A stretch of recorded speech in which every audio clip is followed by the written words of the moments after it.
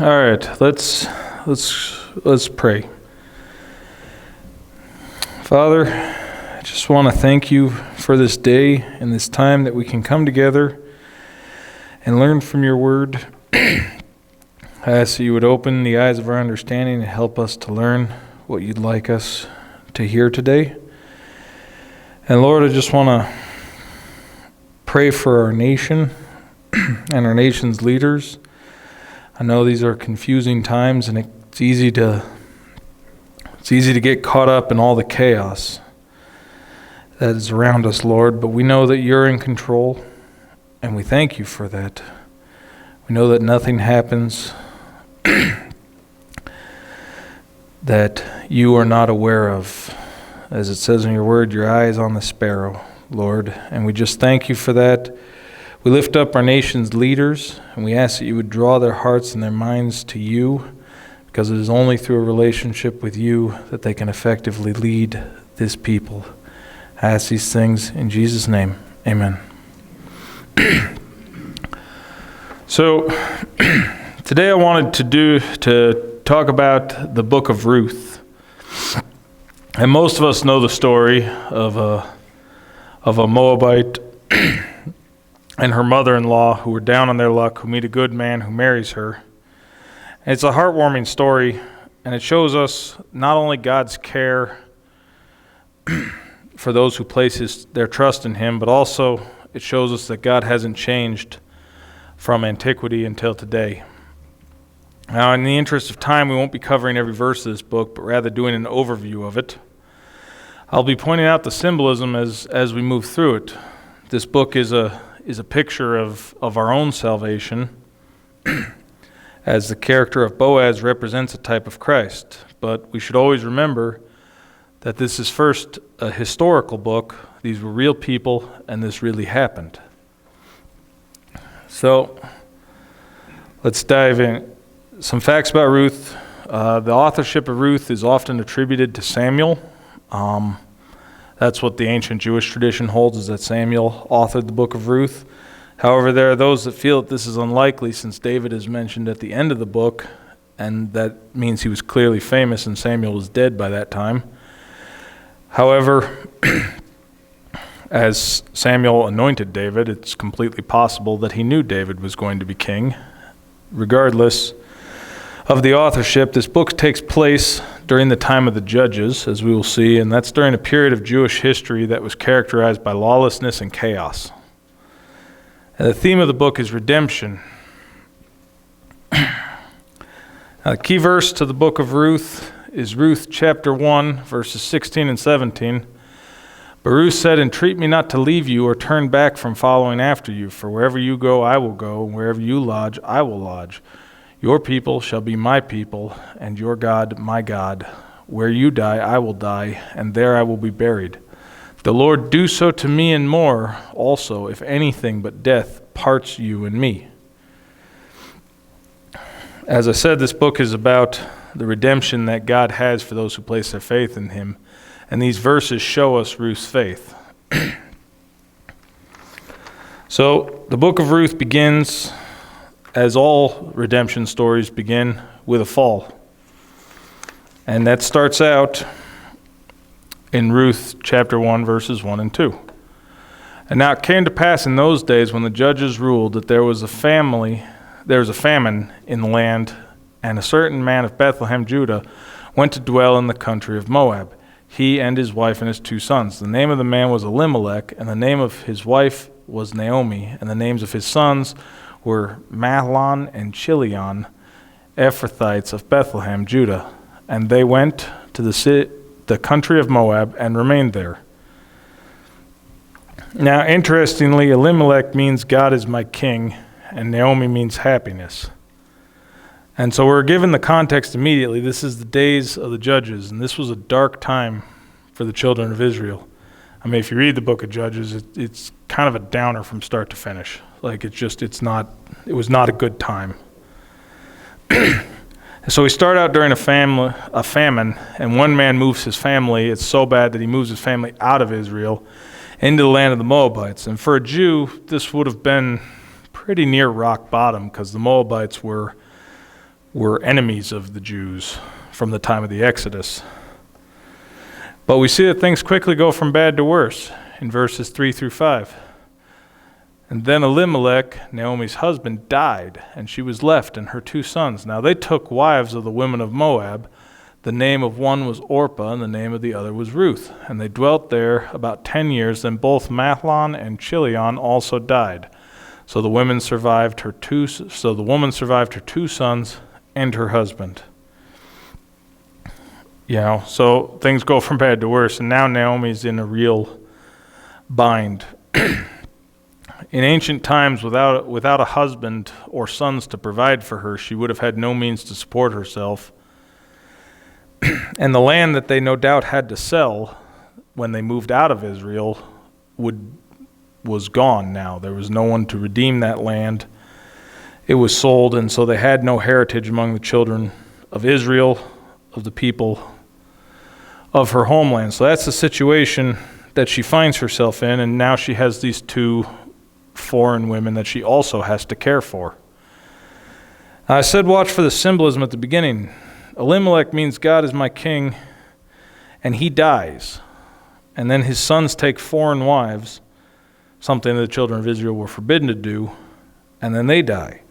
When we lose God as our king and we start to live our lives independent, when God is no longer our North Star, things quickly go from bad to worse. But that's enough of the symbolism for now. So we see what Naomi does now in verse 6. Then she arose with her daughters-in-law that she might return from the country of Moab, for she had heard in the country of Moab that the Lord had visited his people by giving them bread. So Naomi decides to pack up and head back home. Word reaches her that the Lord has ended the famine and brought relief to his people. But now she needs to know what to do with her 2 daughters-in-law. She initially tries to send them away, and they refuse to go. So in verses 11 and through 13, she clarifies their position for them. But Naomi said, "Turn back, my daughters. Will you go with me? Are there still sons in my womb, that they may be your husbands? Turn back, my daughters. Go, for I am old, and I am too old to have a husband. If I should say I have hope, if I should have a husband tonight, and should also bear sons, would you wait till they were grown? Would you restrain yourselves from having husbands? No, my daughters, for it grieves me very much, for your sakes, that the hand of the Lord has gone out against me." So she decides with her 2 foreign daughter-in-laws that it would be better for them if they returned to the land that they knew, and if they just returned to their families' houses. And this shows us the character of Naomi, because no doubt it would be easier for her to go through life with 2 other people to help her. But, and that was Ruth and Orpah's intentions, but she's not willing that they should resign themselves to a life of poverty just to make her life easier. And we also see that she's in despair. We see her despair. She says, the hand of the Lord has gone against me. And that's where she's at. I think we can all empathize with that. I know I can. There have been times in my life where I felt like God was against me. And as I said, Ruth is a redemption story. But I would also point out that if we're going to jump back to the symbolic here, she's trying to solve her problems herself. She hasn't prayed to God here. She hasn't asked God what she should do. She's trying to fix her problems herself. And that's so often how we solve our problems when we lose God as our North Star. We try to solve our problems ourselves. But regardless, we see what happens in verses 14 and 15. Then they lifted up their voices and wept again. Orpah kissed her mother-in-law, but Ruth clung to her. And she said, "Look, your sister-in-law has gone back to her people and her gods. Return after your sister-in-law." So Orpah leaves. Originally she was going to stay, but after Naomi interjected a little reality of the bleakness of their situation, she decides to take the opportunity and return to her family. But Ruth, she's reluctant.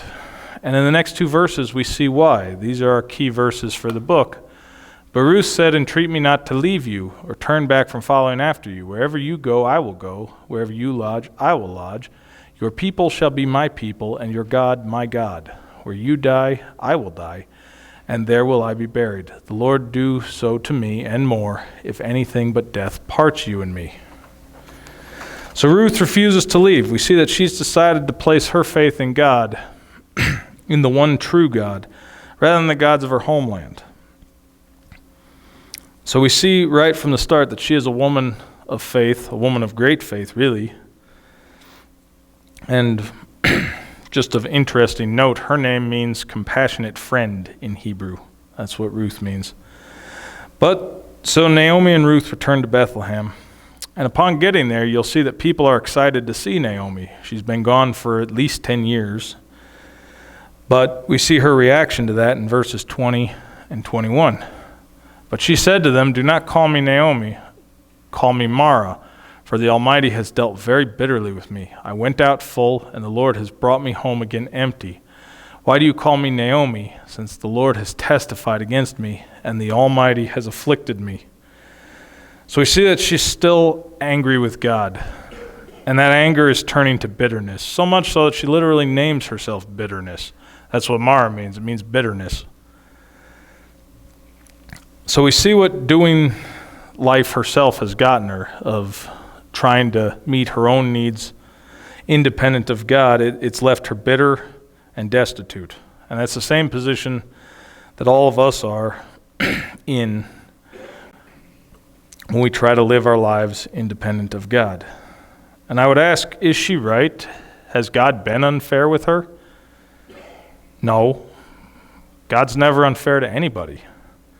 But I love that this is in the book, that we see this. It reminds us that God can handle our emotions, even when we're wrong. We know how the story ends. We know that this is a redemption story, and it ends with Naomi and Ruth's redemption. And this shows us that God could handle her emotions, which means he can handle our emotions too. So, moving on in our story, we see that Ruth hatches a plan. And in chapter 2, verses 1 and 2, we see what that plan was. And it says, "There was a relative of Naomi's husband, a man of great wealth of the family of Elimelech. His name was Boaz. So Ruth the Moabitess said to Naomi, 'Please let me go to the field and glean the heads of grain after him, in whose sight I may find favor.' And she said to her, 'Go, my daughter.'" Now, who was Boaz? We know he's from the family of Elimelech, but if you jump ahead to Matthew, you also see that he was the son of the Canaanite prostitute Rahab. In Matthew chapter 1, verse 5, when they're going through the genealogy of Christ, you see, "And Salmon begot Boaz by Rahab, Boaz begot Obed by Ruth, and Obed begot Jesse." So we see that Boaz's mom was also a foreigner. Now, does this matter? I don't know. But I believe that the fact, and this is me, not the Bible, this is just Don's opinion. I believe that the fact that his mother was a foreigner who through faith joined herself to the God of heaven probably made an impression on him as a kid, and hearing her story probably influenced how he saw the world. And I think that that may have influenced his actions, as we will see.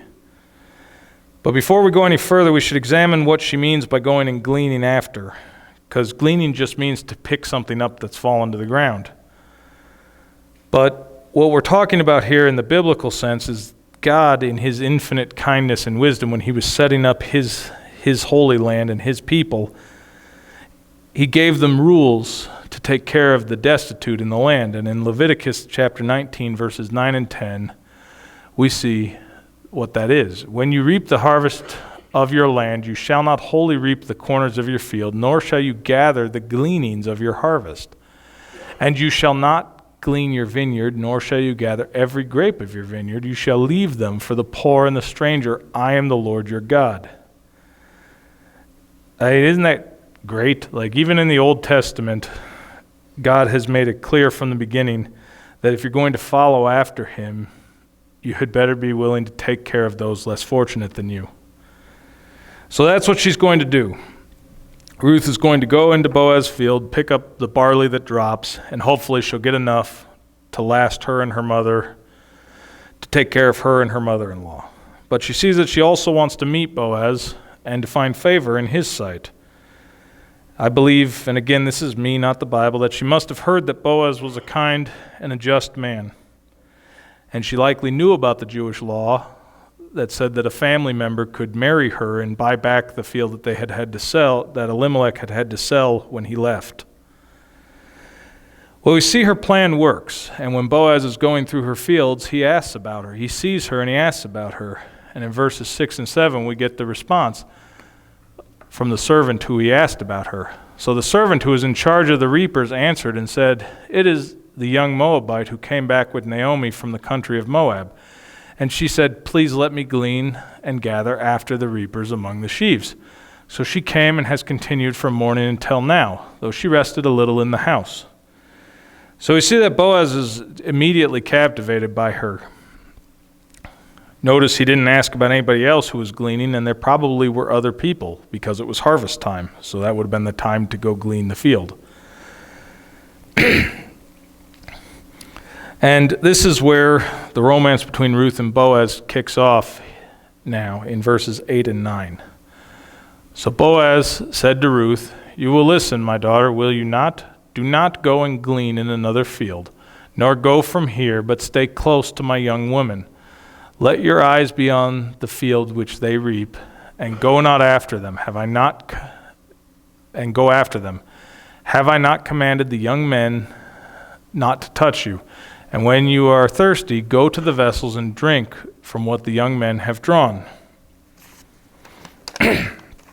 So we see that he's clearly quite taken with her, and he wants to show her kindness. He's going above and beyond what the Jewish law states that he had to do. All he had to do was let her pick up the grain that fell, but he's going beyond to provide her with protection and to help to give her water to drink. He didn't have to do any of that. And we see why if we go ahead in verses 10 through 12. "And so she fell on her face and bowed to the ground and said to him, 'Why have I found favor in your eyes that you should take notice of me, since I am a foreigner?' And Boaz answered and said to her, 'It has been fully reported to me all that you have done for your mother-in-law since the death of your husband, and how you have left your father and your mother and the land of your birth, and have come to a people who you did not know before. The Lord repay your work, and a full reward be given you by the Lord God of Israel, under whose wings you have come for refuge.'" So we see that what's attracting him to her is her faith in God, and also her faith and her willingness to sacrifice herself for others. And notice he's not concerned with her heritage. He knows she's not an Israelite, but he doesn't care. And he still calls on God to bless her, even though she's a Moabite, who, as I said before, they were the enemies of the Jews. And I believe that his mother, being a Canaanite woman during the time of the conquest, probably made this easier for him, probably influenced his decisions. But getting back to our story, we'll see that the romance starts to heat up in verses 13 through 16. "And then she said, 'Let me find favor in your sight, my lord, for you have comforted me and spoken kindly to your maidservant, though I am not like one of your maidservants.' Now Boaz said to her at mealtime, 'Come here and eat of the bread, and dip your piece of bread in the vinegar.' So she sat beside the reapers, and he passed parched grain to her, and she ate and was satisfied, and kept some back.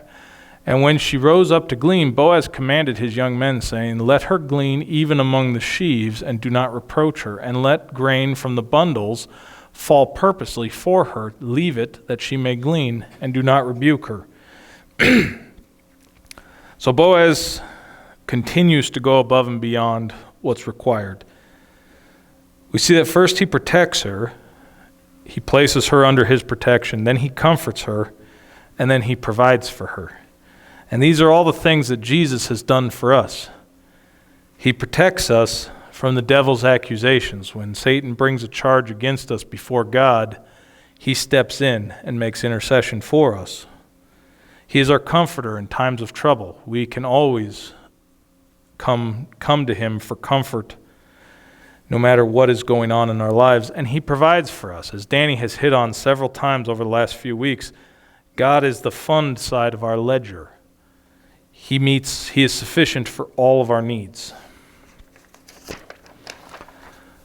So, as you go through chapter 2, you see that Ruth, with the help of Boaz's provisions, has quite a haul. And when she's done doing, I don't really understand the process of turning grain into like flour, but when she's done doing that, she brings it home to her mother-in-law.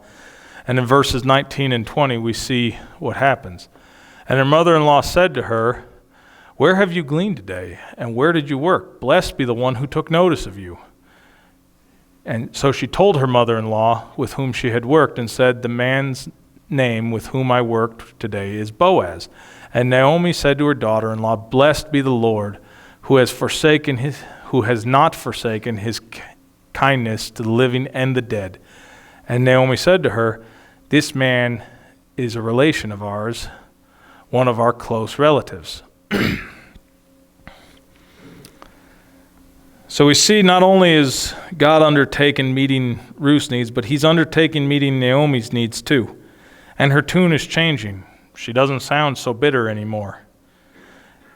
And when we stop trying to fight and claw our way out of our circumstances to meeting our own needs, and we step back and we let God take over and meet our needs, the results are amazing and often quicker than we would imagine.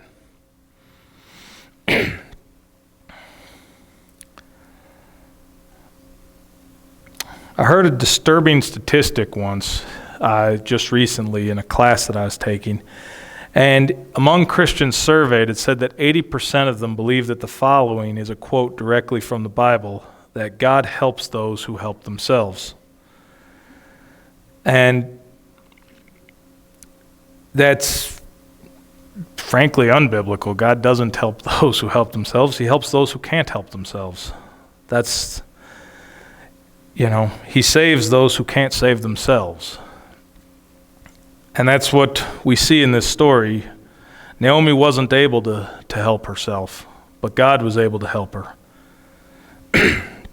Skipping ahead to the end of the chapter, we see what happens. So she stayed close by the young women of Boaz to glean until the end of the barley harvest and the wheat harvest, and she dwelt with her mother-in-law.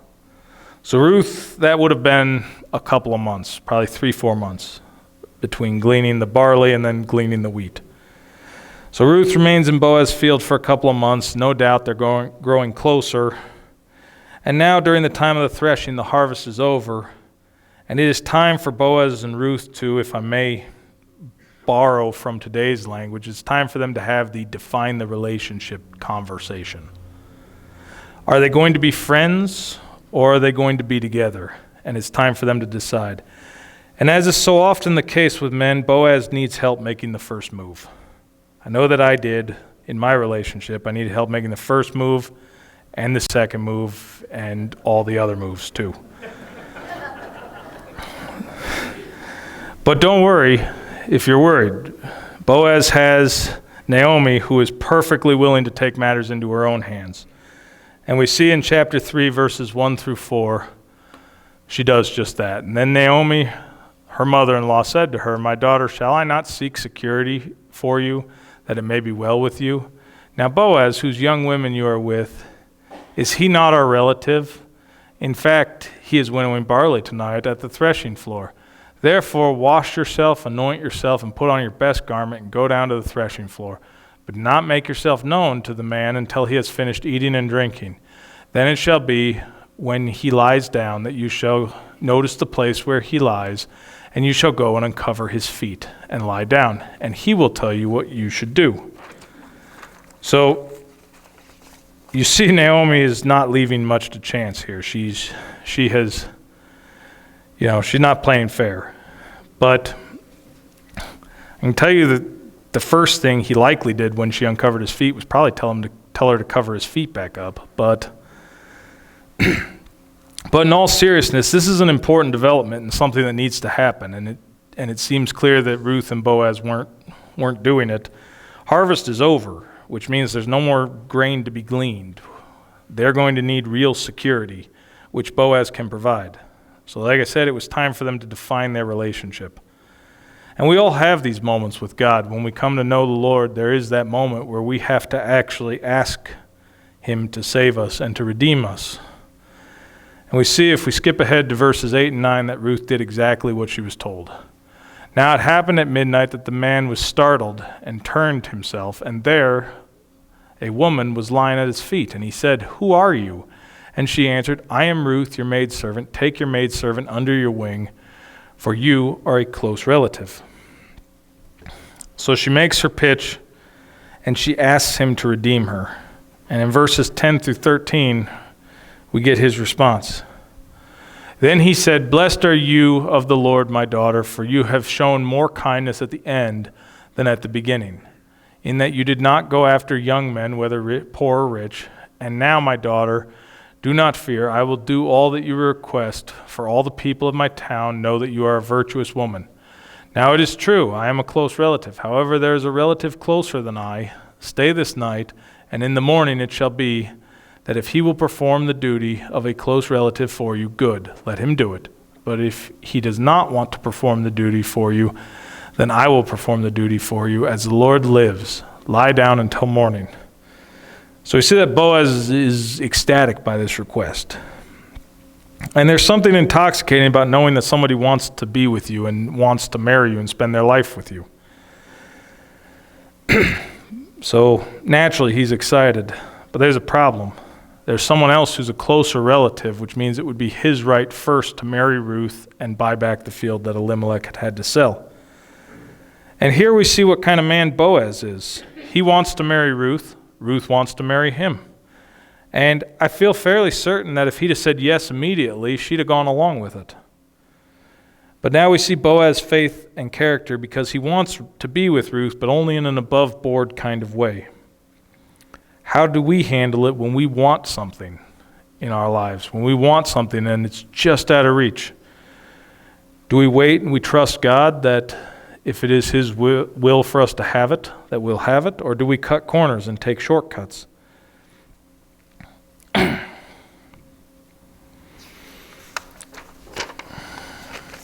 So, skipping ahead to the end of the chapter, we see that Ruth is very excited. And in verse 18, Naomi tells her, she said, "Sit still, my daughter, until you know how the matter will turn out. For the man will not rest until he has concluded the matter this day." So clearly Ruth is very excited. She's bouncing off the walls. So the die has been cast, and now Boaz, this is probably very nerve-wracking for Boaz, he gets to go find out if he gets to redeem Ruth and the land and gets to marry her. In chapter 4, verses 1 through 4, we see how he does this. "And now Boaz went up to the gate and sat down there, and behold, the close relative whom Boaz had spoken came by. So Boaz said, 'Come aside, friend, sit down.' So he came aside and sat down. And then he took 10 men of the elders of the city and said, 'Sit down here.' So they sat down. And he said to the close relative, 'Naomi, who has come back from the country of Moab, sold the piece of land which belonged to our brother Elimelech. And I thought to inform you, saying, buy it back in the presence of the inhabitants and the elders of my people. You will redeem it. If you will redeem it, redeem it. But if you will not redeem it, then tell me that I may know, for there is no one but you to redeem it, and I am next after you.' And he said, 'I will redeem it.'"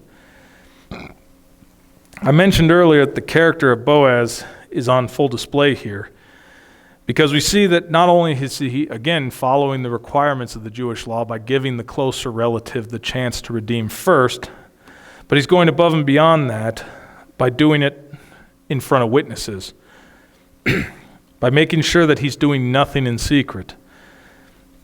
And this has got to be a devastating development for Boaz, because the man says that he'll redeem the land. And in verse 5, we see Boaz's reaction. "And then Boaz said, 'On the day you buy the field from the hand of Naomi, you must also buy it from Ruth the Moabitess, the wife of the dead, to perpetuate the name of the dead through his inheritance. Now, this can be confusingly worded, but it means that he has to marry Ruth and have children so that he can raise up children for the family of Elimelech. That's what he's saying. And again, Boaz tells the other relative about Ruth when clearly the other relative didn't know about Ruth. So he didn't have to do that, but he did anyways. Even though it might cost him what he wants, he did it anyways. And may the same be said of us. Well, back to the story, in verse 6, we get the other relative's response. And the close relative said, I cannot redeem it for myself, lest I ruin my own inheritance. You redeem my right for redemption for yourself, for I cannot redeem it. Now, we're not told why this relative couldn't redeem it, why he changed his mind. I've read several explanations. Maybe he wasn't as wealthy as Boaz, and he didn't think he possessed the resources to support both Naomi and Ruth. Maybe he didn't want another wife. He figured it's hard enough to please one wife without bringing home a second wife. Maybe he didn't want to divide his inheritance among more children. Regardless of the reason, Boaz now, in front of witnesses, has the right to redeem all that was Elimelech, including marrying Ruth. And in verses 11 and 12, we get the elder's response. And all the people who were at the gate, and the elders said, we are witnesses. The Lord make the woman who is coming to your house like Rachel and Leah, the two who built the house of Israel. And may you prosper in Ephrathah and be famous in Bethlehem. May your house be like the house of Perez, whom Tamar bore to Judah, because of the offspring which the Lord will give you through this young woman.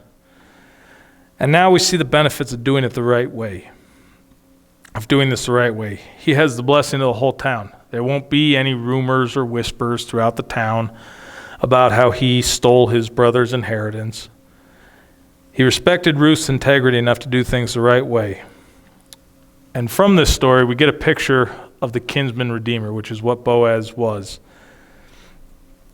First, a kinsman redeemer needs to have the position. They need to have the position to do, which he didn't have until the first relative said he couldn't do it. Next, they have to have the ability to redeem. For Boaz, that would be the wealth required to care for both Naomi and Ruth and to buy back the land. And third, they have to have the willingness to do what is required. Boaz met all three of those qualifications, which is what makes him a picture of Christ, who meets all three qualifications when it comes to redeeming us. Christ has the position to redeem. He was a man and therefore related to mankind. He had the ability to redeem. He had the sinless blood. His sinless blood made him the only potential redeemer for lost mankind. And he had the will to redeem. He was willing to pay the price and do it the right way to achieve our redemption. Now, this would be a fine place to end, but there's one more lesson that this little book can teach us about God and his heart. So we're going to finish it out here in verses 13 through 16. It says, So Boaz took Ruth, and she became his wife, and when he went in to her, the Lord gave her conception, and she bore a son. Then the women said to Naomi, Blessed be the Lord, who has not left you this day without a close relative. And may his name be famous in Israel, and may he be to you a restorer of life and a nourisher of your old age. For your daughter-in-law who loves you, who is better to you than 7 sons, has borne him. And Naomi took the child and laid him on her bosom and became a nurse to him.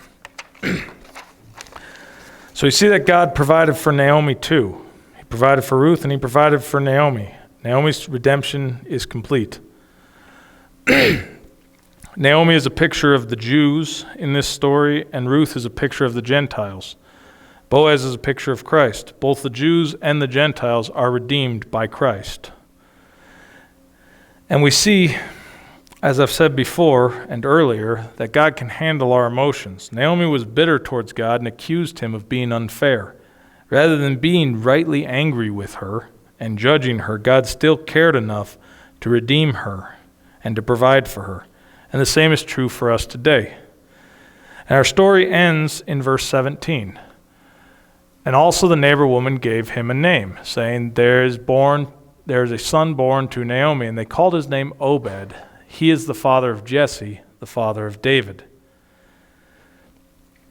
Now, this is important because at the beginning of this message, I had said that the story shows us that God hasn't changed, and he accepts faith over blind adherence to the law, and always has. And if you read the Mosaic Law, you'll come across Deuteronomy chapter 23, verse 3. And it says, "And an Ammonite or Moabite shall not enter the assembly of the Lord, even to the 10th generation. None of his descendants shall enter the assembly to the Lord forever." And from this genealogy, we see that David, King David, was third generation Moabite. So, what does that mean? Does that mean that God's law is figurative, or that God's law doesn't apply to everybody? That's not what I'm saying.